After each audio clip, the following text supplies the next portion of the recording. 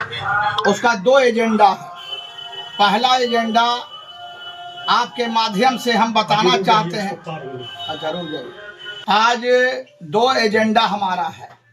पहला एजेंडा है कि बिहार राज्य के मुसलमान भाइयों को, जो नौजवान साथी हैं, उनको हम आँख खोलना चाहते हैं और जो बुजुर्ग मुसलमान हैं उनको याद दिलाना चाहते हैं कि राजद गठबंधन यानी इंडिया गठबंधन को वोट देने से पहले एक बार जरूर सोचिए और याद कीजिए 2005 में जब बिहार विधानसभा का चुनाव हुआ था और राष्ट्रीय जनता दल गठबंधन को सरकार बनाने में 20 एमएलए घट रहे थे, 20 एमएलए।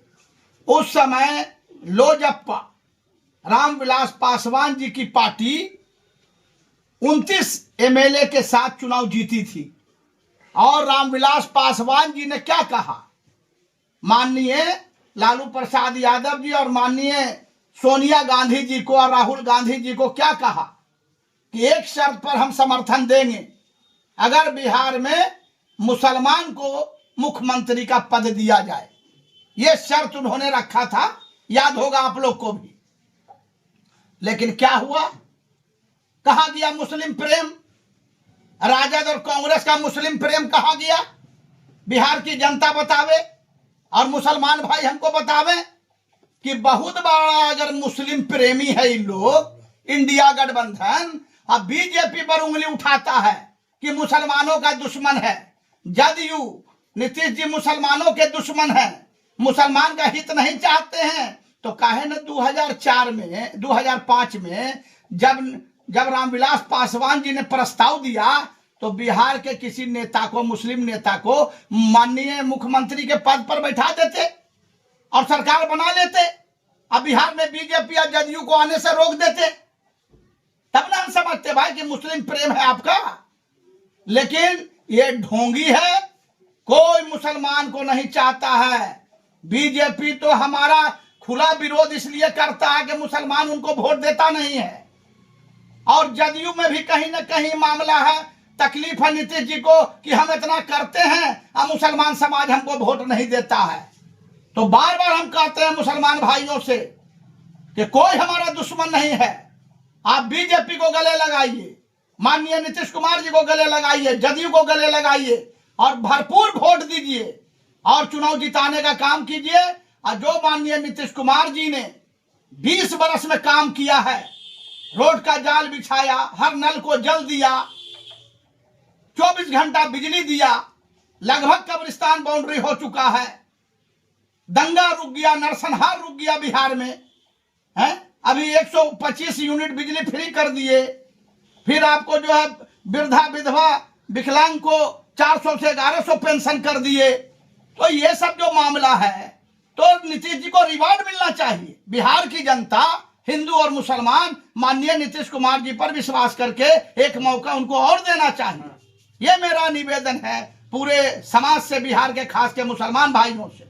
और दूसरा एजेंडा हमारा है कि आपको याद होगा रामनवमी में यहां दंगा हुआ था 2 साल पहले बिहार शरीफ में। आपको कड़वा सच हम बताते हैं, यहां सैकड़ों दुकान जला, मकान जला, मदरसा जला, मस्जिद जला, सैकड़ों कुरान शरीफ जला। सैकड़ों बार हम फोन करते रहे तेजस्वी यादव को, हमारा फोन नहीं उठाया। देह के अंदर का घाव कोई नहीं देखता है, चेहरा का घाव सब देखता है। किससे हम बोलते कि हमारा नेता हमारा फोन नहीं उठा रहा है? फोन कर करके थक गए। उसका पीएस है अदनान करके कहता था कि फोन लेवे नहीं करते हैं तो हम फोन बात करावे कैसे आपसे? बोलते हैं कि बिहार से जब फोन आया है पप्पू खाजी का तो ये सारा से कहता कि बाद में। अब बोलिए आप, शहर जलता रहा, आंसू पोंछने नहीं आया ना कांग्रेस का कोई नेता और न तेजस्वी यादव। और जो उम्मीदवार अभी बिहार शरीफ से लड़ रहे हैं हमारे कांग्रेस पार्टी गठबंधन से, वो कोई मामूली आदमी नहीं है, सुन लीजिए, खाली उम्मीदवार नहीं है। अल्पसंख्यक प्रकोष्ठ कांग्रेस के वो अध्यक्ष है बिहार प्रदेश के, उनको भी आना चाहिए था। मुसलमान के पूरे बिहार के नेता थे, उनको भी आना चाहिए था यहां, वो भी कभी झांकने नहीं आए। तो ये जो मुखौटा है सेकुलर का, कांग्रेस पार्टी और राष्ट्रीय जनता दल मुखौटा है, इस मुखौटा को मुसलमान को उतार के फेंकना होगा और एनडीए को गले लगाना होगा। माननीय नीतीश कुमार जी को, माननीय नरेंद्र मोदी जी को गले लगाना है। अब बहुत सा मुसलमान हमसे सवाल किया, कल हम इस्लामपुर गए हुए थे चुनाव प्रचार में जदयू के, कि वक्फ बिल जो आया केंद्र सरकार का, तो उसमें नीतीश जी ने विरोध नहीं किया।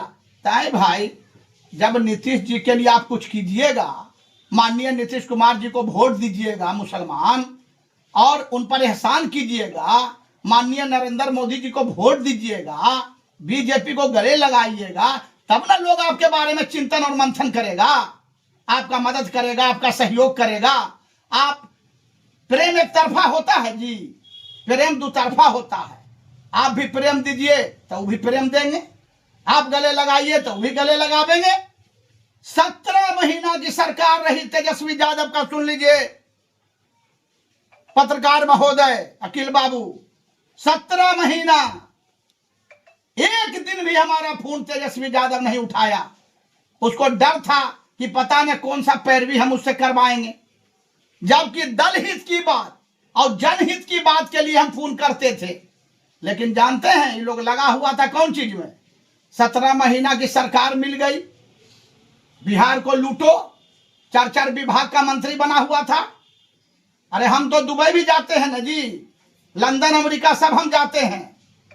ये लोग क्या करता है, यहां से रुपया लूटता है, जनता का वोट लेता है, रुपया लूटता है, और दुबई में, अमेरिका में, लंदन में मॉल खरीदता है, फैक्ट्री बड़ा बड़ा बनाता है, बड़ा बड़ा कंपनी बनाता है, माने माल महाराजा मिर्जा होली। इसलिए बिहार की जनता सोचिए कि लुटेरों को बैठाइएगा, एक एक्सपीरियंस होल्डर इंजीनियर जिसने 20 साल में बिहार को बहुत कुछ दिया, माननीय नीतीश कुमार जी, बागडोर बिहार का उनको दीजिएगा। ये या 9वां फेल, बार बार हम कह रहे हैं, जिसके पास कोई एक्सपीरियंस नहीं है, 9वां फेल है। गया था पढ़ने तो 9वां फेल होके लौटा, खेलने गया क्रिकेट उसमें फेल होके लौटा, और अभी घर परिवार चलाने में भी फेल है। भाई भाई में झगड़ा, भाई बहन में झगड़ा, माए बाप से झगड़ा, कैसे ही चलाएगा जी ये पूरे बिहार को, इतना बड़ा समाज को?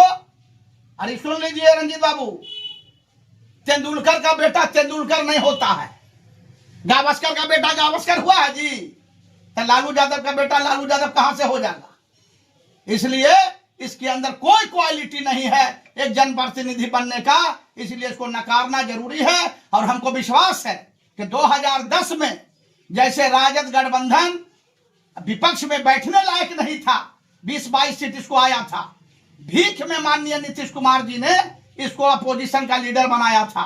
इसलिए इस बार भी भीख में ही इंडिया गठबंधन को अपोजिशन का लीडर बनने का मौका मिलेगा। यही मैसेज 2 एजेंडा पर मैं आपसे बात करने के